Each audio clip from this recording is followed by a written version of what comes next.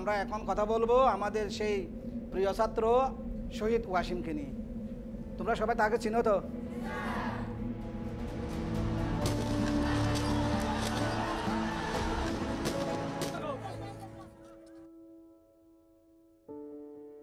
আমি হলো ভালো একটা শিক্ষক হব।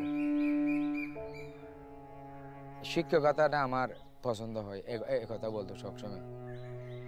তো ওর একটা ইচ্ছা ছিল যে দেশ দেখবো। ও মিথ্যে কথা বলতে পারতো না, মিথ্যে কথা কারো কথা পছন্দ করতো না, মিথ্যে কথা বলতো না। আমার চাইলে আমার এখনো মনে করি ছোট্ট করে আছে।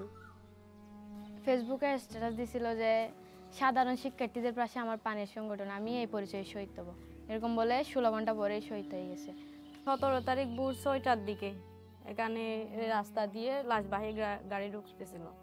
ভাইয়া যে শেষবারের মতো লাশবাহী গাড়িতে করে ভাইয়ার নিরন্তর দেহটা যে আসতেছে, এটা বাবাকে দেখাচ্ছিলাম তখন।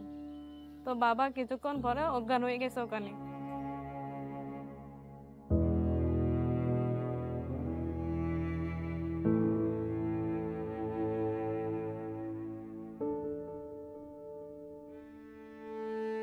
মৃত্যুর স্বাদ সবারই বহন করতে হবে। ছেলেকে কুরবানি দিয়েছি, ছেলে কুরবানি হয়েছে দেশের স্বার্থে। আমার ছেলে এইভাবে যে চলে যাবে আমরা কখনো ভাবতে পারি। মিরাজ তো আমার ছেলে না, আমার বন্ধু ছিল। ও বুঝতো যে এখন বাবার পকেটে পয়সা নাই, ও বুঝতে পারত একটি বাবার কাঁধে ছেলের লাশ যেই বাবাই বহন করছে সেই জানে।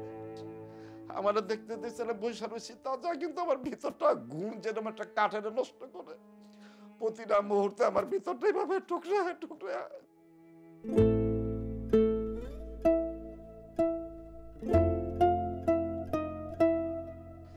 যেখানে দেখতে পাচ্ছেন সাদা তীরটা, এইটাই আমার মিরাজ। আর যদি কোনো বাবার সন্তান না হারিয়ে হয়,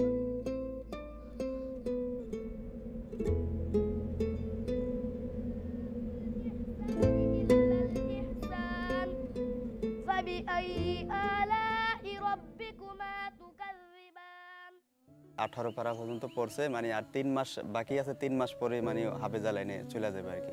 এমনকি যেদিন গুলি লাগে সেদিনকা মহরমে রোজা ছিল, তো মূলত রোজা অবস্থায় আর কি গুলিটা লাগে ওর পেটে। ও একটা বাসায় থাকতো, যেই কয় টাকা পাইতো ওইটা দিয়ে মানে আমার আব্বা আমার ওষুধ বড়ি চলাইতো, আর আমরা যেটা ইনকাম করতাম এটা দিয়ে সংসার চালাইতাম।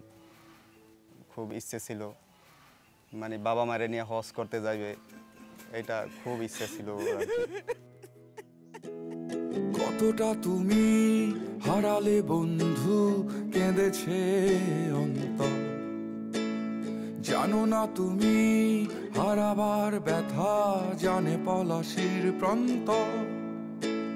হারিয়ে গেছে যেখানে মায়ের সোনার নলুকখানি, গোলা ভরা ক্ষেতের ফসল, সাজানো ফুলদানি। এ হারানোর বেদনা তুমি রেখো অন্তরে, দেখবে তোমার দুঃখ লুকাবে পলাশির প্রান্তরে।